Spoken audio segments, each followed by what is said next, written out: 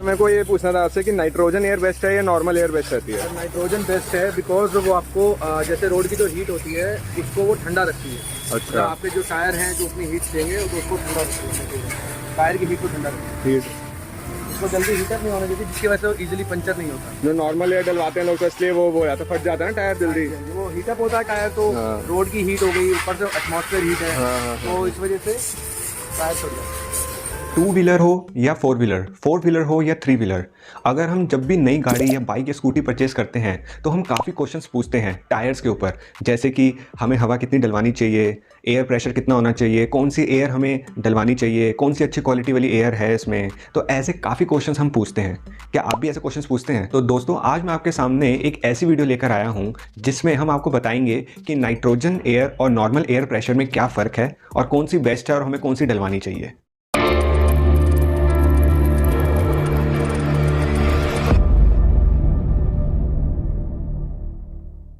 So hello everyone, welcome back to our channel what's next Gulati. मेरा नाम है प्रशांत। सो आज की वीडियो में हम आपको बताने वाले हैं nitrogen air versus normal air pressure.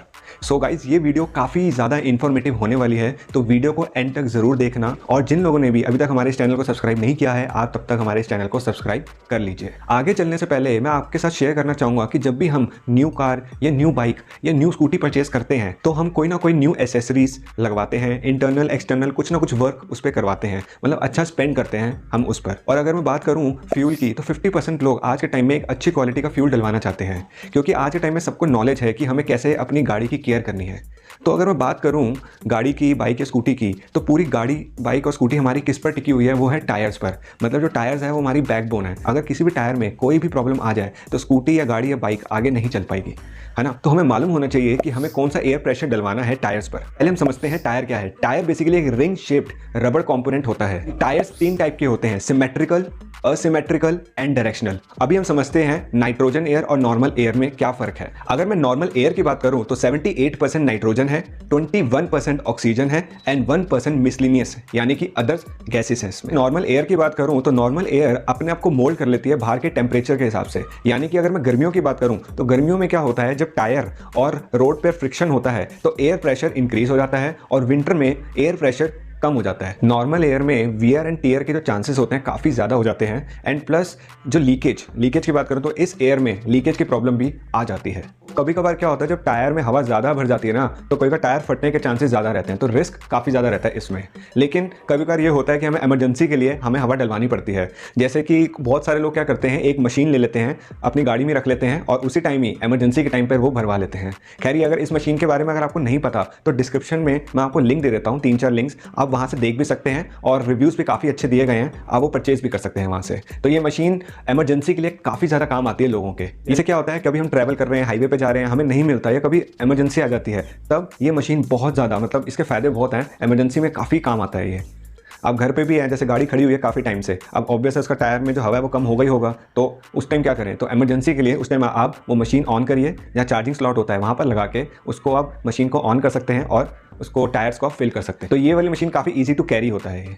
अगर आप नॉर्मल एयर डलवा रहे हैं तो हमें वीकली बेसिस पे टायर प्रेशर को चेक करना चाहिए। जैसे मैंने अभी आपको बताया था कि ये मोल्ड कर लेती है, एयर जो है ये अपने आप को मोल्ड कर लेती है, तो उसके लिए मैं आपको यही कहूँगा कि आप वीकली बेसिस पे आप चेक करते रहिए एयर प्रेशर को। फ्री का वर्ड सुनते ही ना हमारे फेस पे एक तो स्माइल आ जाती है और हमारे कान ना खड़े हो जाते हैं। तो इसलिए मैं आपको एक चीज़ बताया, तो ये वाली जो एयर है, जो नॉर्मल एयर की बात हो रही है, ये normal air all over country में ये फ्री ऑफ कॉस्ट है। तो ये बात थी नॉर्मल एयर की। चलिए समझते हैं नाइट्रोजन एयर के बारे में। अगर मैं बात करूं नाइट्रोजन एयर की, तो जो नाइट्रोजन एयर है, एक तो वो प्योर फॉर्म में है, सेकंड चीज की मॉइस्चर को सपोर्ट नहीं करती है कि अगर गर्मियां हो या सर्दियां हो ये एक समान रहेगी, एक जैसी रहेगी। जैसे हम अभी बात कर रहे थे ना नॉर्मल एयर में कि इंक्रीज डिक्रीज हो जाती है, तो नाइट्रोजन एयर में ऐसा कुछ भी नहीं होता है, जिसकी वजह से टायर में जो एयर प्रेशर है वो सेम रहता है, टायर्स लंबे समय तक चलते हैं। नाइट्रोजन एयर डलवाने से आप फ्यूल इकोनॉमी भी मैक्सिमाइज कर सकते हैं। देखिए, अगर किसी चीज़ के एडवांटेज है तो डिसएडवांटेज भी डेफिनेटली होते हैं। तो नाइट्रोजन एयर के डिसएडवांटेज कुछ मैं आपके साथ शेयर करना चाहूँगा।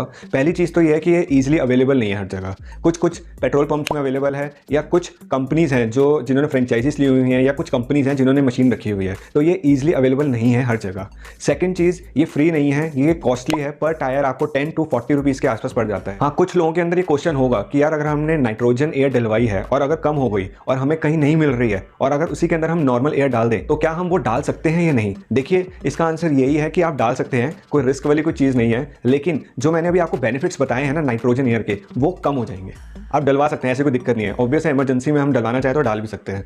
आई होप ये वीडियो आपको पसंद आई होगी। तो ये कुछ थे एडवांटेज और डिसएडवांटेज नॉर्मल एयर और नाइट्रोजन एयर के बारे में। सो माय डियर फ्रेंड्स, अगर ये वीडियो आपको पसंद आई है तो लोगों तक शेयर करिए, क्योंकि काफ़ी इंफॉर्मेटिव चीज़ें थी इसके अंदर, लोगों को पता होना चाहिए। और अगर आपको वीडियो पसंद आ रही है तो गाइस आप सब्सक्राइब कर सकते हैं हमारे चैनल को। So thank you so much friends, what's next Gulati को एंड तक देखने के लिए। Thank you.